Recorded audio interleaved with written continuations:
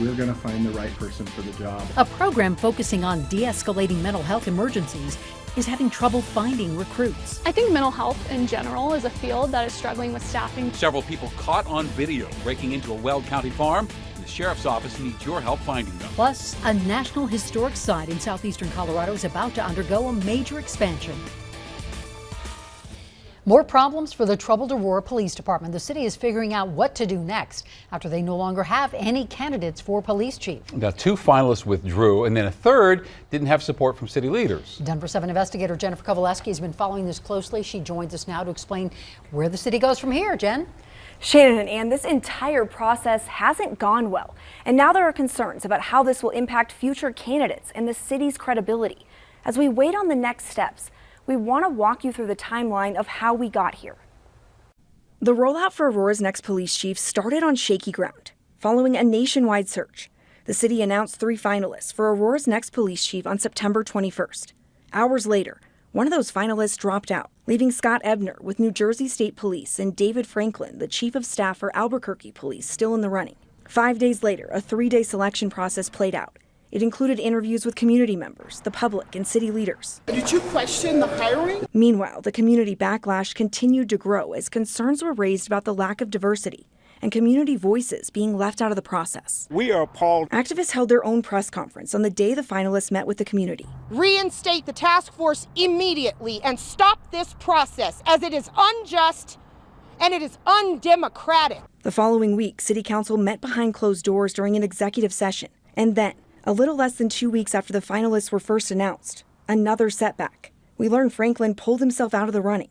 Ebner didn't have the support to move forward, and the city announces it will extend the search for Aurora's next police chief. I'm pretty disappointed that we're here. Councilman Curtis Gardner says he thought the 2 finalists were qualified for the job.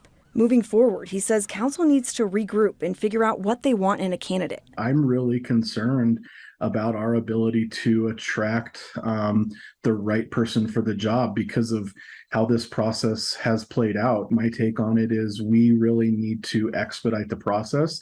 We need to take into account the feedback and apply that feedback to find the right candidate. The other big question is what happens to interim chief Dan Oates. He originally agreed to potentially stay on through the end of the year. We asked the city if Oates will agree to stay longer. A spokesman was unsure of Oates' status, but said those were steps that management are still working through. Now, as far as the process, the city manager makes the decision here, but he needs a majority vote of the council to confirm that decision. Yeah, a lot to work through here. All right. Jen, thank you for that. Thanks, Jen. And Denver's another city in the metro trying to find a new police chief. And taking a closer look at Denver's process, Mayor Hancock nominated Division Chief Ron Thomas to take over for Paul Pazin. Now, the city council does not help select the candidate. It only votes to approve or deny the appointment.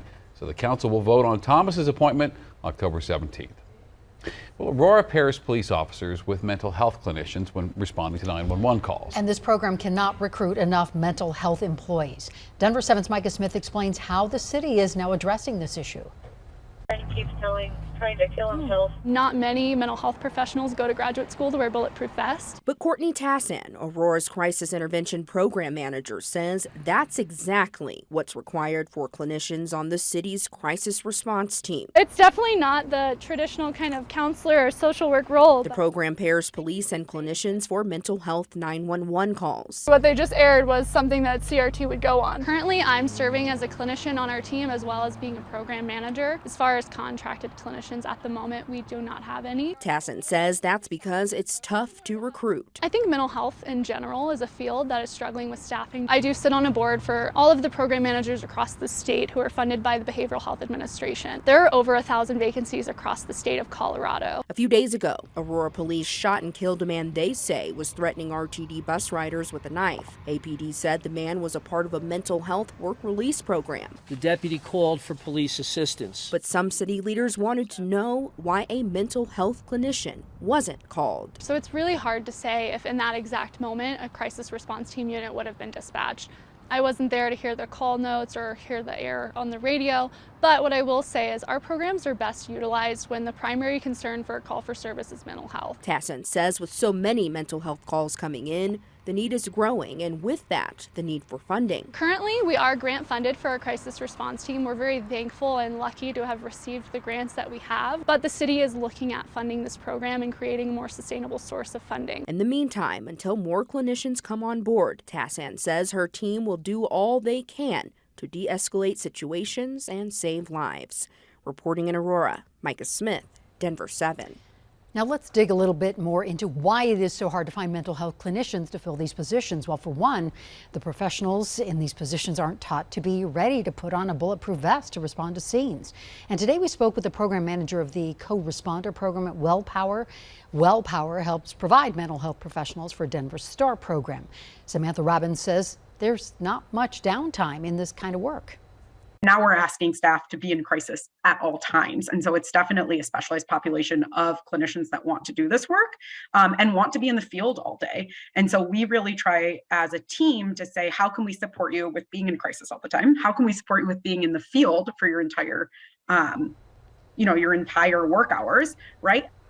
And she says her team is constantly educating incoming social workers about positions in these programs to determine if this is a path they want to go down. Northglenn police say the two boys who were fatally shot by a homeowner had a gun and a machete. The shooting happened near 116th and Pearl Sunday afternoon. Police say these juveniles broke a fence to get into the backyard, and that is when officers say shots were fired between one of the boys and the homeowner. Police say the victim stole an airsoft gun during a burglary nearby, and that gun was a factor in this shooting. And now take a look at this video. The Weld County Sheriff says these people burglarized Anderson Farms in Erie over the weekend. The sheriff's office says they took joy rides on ATVs and golf carts. They broke into buildings, they vandalized the property and stole food and staff t-shirts. Anderson Farms is still figuring out how much damage was done. So if you recognize any of these individuals, call the Weld County Sheriff's Office. Well, the Colorado.gov homepage is offline right now because of a cyber attack. Now, this is a look at a temporary page that's up right now, so people can still access services, still access specific websites.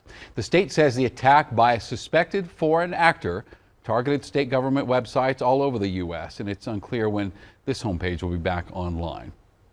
Well, a major expansion is coming to the Sand Creek Massacre National Historic Site in southeastern Colorado. Interior Secretary Deb Haaland made the announcement this morning. So this site's dedicated to the more than 200 Native Americans killed by U.S. troops in 1864. The expansion will provide more opportunities for visitors to learn about the massacre and to protect watersheds and wildlife there. All right, Broncos just a day away from Thursday night football here on Denver 7. They've had to make some adjustments at running backs, but so have their opponents, Colts. Jonathan Taylor will not play in tomorrow night's game because of an ankle injury.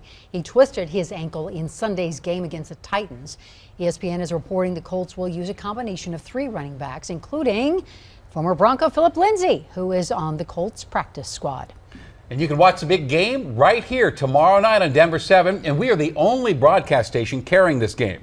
Our coverage starts at 5 p.m., kickoff just after 6, and a special post-game coverage immediately following the game. So that also means a programming change for your favorite ABC shows, and you can watch the Thursday night lineup, the premieres of Station 19, Grey's Anatomy, and Alaska Daily on our sister station, Local 3, and that all starts at 7. I like it a lot. It definitely does have that up-and-coming feeling. A Denver neighborhood is going through a revitalization and is getting millions of dollars to make it happen. And I hope other people come from around the country and see what they've done here. President Biden tours Florida, taking a look at the devastation from Hurricane Ian. We're not leaving until this gets done. And these bears aren't counting calories. In fact, they would love the title, The Fattest Bear. Their survival depends on how fat they can get.